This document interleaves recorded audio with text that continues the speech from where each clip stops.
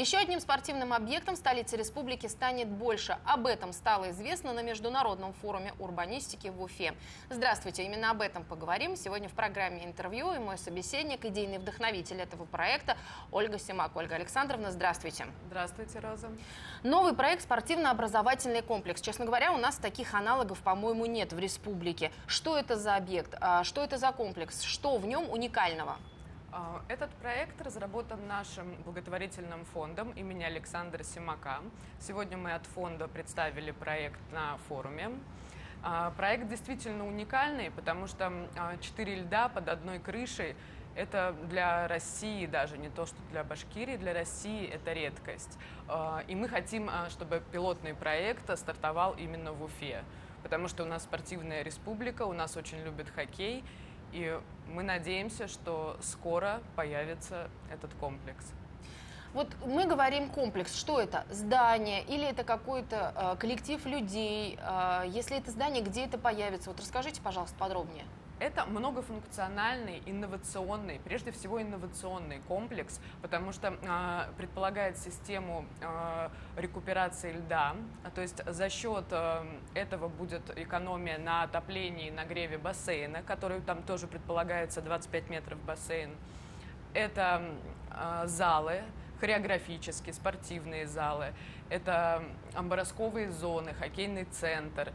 Это все, что нужно для спортсменов, то есть заточка коньков, ремонт экипировки, аренда ячеек, все для удобства спортсменов. И к тому же по охвату, допустим, в день могут заниматься до 2000 человек одновременно. Где будет находиться этот спортивный объект? Данный спортивный объект будет располагаться очень удобно. Это на проспекте Салавата Юлаев, где тоннель. И практически за 15 минут можно добраться из любой точки города, пригорода от аэропорта. Какова его площадь, если там под одной крышей 4 ледовые площадки? Общая площадь около 3 гектар. Уже есть проект, то есть именно самого здания, концепция? Для начала сейчас был создан проект государственно-частного партнерства, потому что мы хотим сделать именно в форме ГЧП.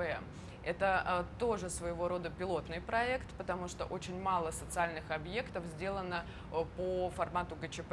И мы хотим этот опыт принести в республику, показать, что это возможно, что возможно взаимодействие государства, бизнеса и общества именно в социальных проектах. Ольга Александровна, а как пришла вообще эта идея? Как это стало возможным? Какой-то конкурс был или какой-то грант выиграли? Что это? Вообще мы столкнулись, так как наш благотворительный фонд занимается проведением турниров хоккейных в том числе, мы столкнулись с острой нехваткой льда. То есть у нас дети, например, могут заниматься только утром в 6 утра, любители занимаются после 22. И действительно это острая проблема, то, что льда нет, не говоря уже то, что у фигуристов вообще нет своей площадки. И возникла идея создать свой комплекс, свой лед, который обеспечит все потребности города. И для этого я поступила в магистратуру Российской академии народного хозяйства на экономическую политологию для того, чтобы изучить, как же реализуются такие проекты. Учась в магистратуре, я написала проект, не только я, с нашим коллективом. И этот проект вышел в финал международного конкурса «Приоритеты роста».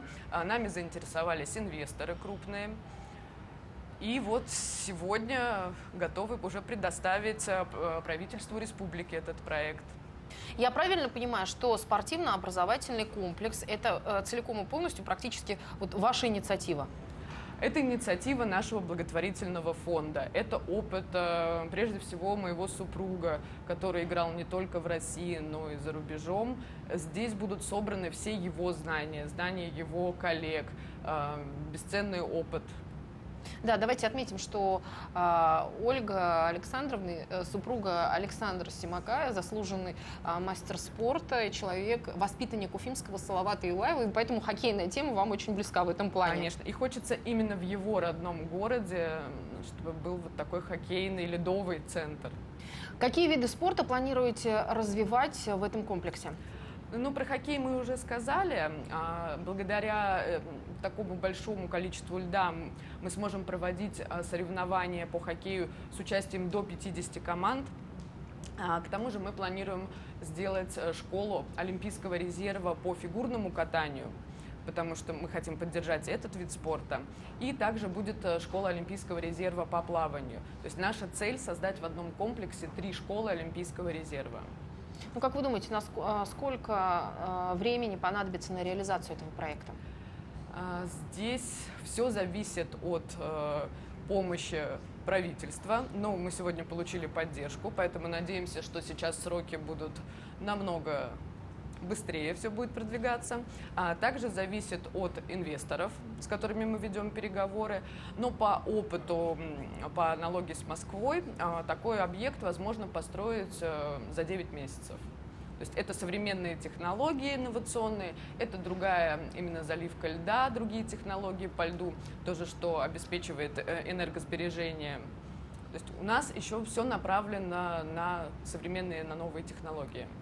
Планируете сотрудничать с местными федерациями?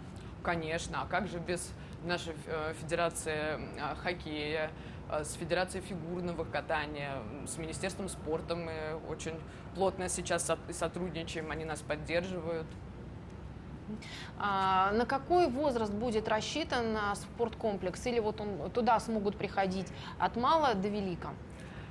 Мы в приоритетах, у нас реализация данного проекта идет национальный проект «Демография» и региональный проект «Доступный спорт. Норма жизни». То есть мы хотим сделать спорт доступным для всех категорий граждан, то есть будь то дети, их родители, которые приводят детишек на тренировку, они смогут позаниматься фитнесом, поплавать в бассейне, также заняться спортом, и любители, и профессиональные команды, то есть мы ориентированы на всех категории жителей Уфы. И будет у нас такая интересная особенность, что каждый лед будет назван в честь великого спортсмена нашей республики. Да, именно нашей республики. Мы говорим, что это спортивно-образовательный комплекс. Почему именно спортивно-образовательный? Здесь мы, так как у нас планируется интернат, гостиница-интернат на территории, мы хотим из регионов собирать одаренных детишек, чтобы их поддерживать, чтобы они могли жить, чтобы они могли учиться. Также мы планируем вести образовательную деятельность, например, школа судей, школа менеджмента спортивного. Поэтому образовательно. Слушайте, такой грандиозный проект, и школа у вас будет, и тренировки и для детей, и для взрослых. Предусмотрен ли этот проект? Как-то концепция разработана именно в этом плане, или она на стадии разработки сейчас? Концепция разработана. Разработан уже план государственно-частного партнерства, презентация, уже есть бизнес-план. То есть мы рассчитываем, чтобы этот проект был самоокупаем, чтобы он не повис на балансе города, как обуза. Это в том числе экономически выгодный должен быть проект. И я знаю, что сегодня на международном форуме урбанистики вы представили, у вас был свой стенд, вы представили этот проект, и глава республики тоже его увидел, правильно? Вы презентовали? Да, Ради Фаридович подошел к нашему стенду. Он сказал, что он запомнил мое выступление как раз в рамках проекта «Доступный спорт». Это партийный проект, координатором которого я являюсь. Вот на прошлой неделе как раз была презентация этого проекта. И Ради Фаридович вспомнил, было очень приятно, что этот проект ему понравился. Он сказал: давайте реализовывать, нам нужны такие проекты. То, что это действительно инновационный, актуальный для города проект, и обещал оказать поддержку. Также мы попросили рассмотреть возможность внести наш проект в приоритетные инвестиционные проекты по республике. Вот, сегодня был очень успешный день, хочу вам сказать. Ну, для вас вот такое первое мероприятие после ослабления режима самоизоляции у вас плодотворно достаточно прошло. Спасибо вам большое, Ольга Александровна, что пришли сегодня к нам в студию. Спасибо, что побывали на этом форуме, рассказали подробности, очень интересно. Я думаю, что мы и дальше будем следить за реализацией этого проекта. Спасибо, что пригласили. А я напомню, в гостях сегодня в студии у нас была идейный вдохновитель спортивно-образовательного комплекса, который появится у нас в столице республики, Ольга Симак. Спасибо, что были с нами. Любите спорт и будьте здоровы.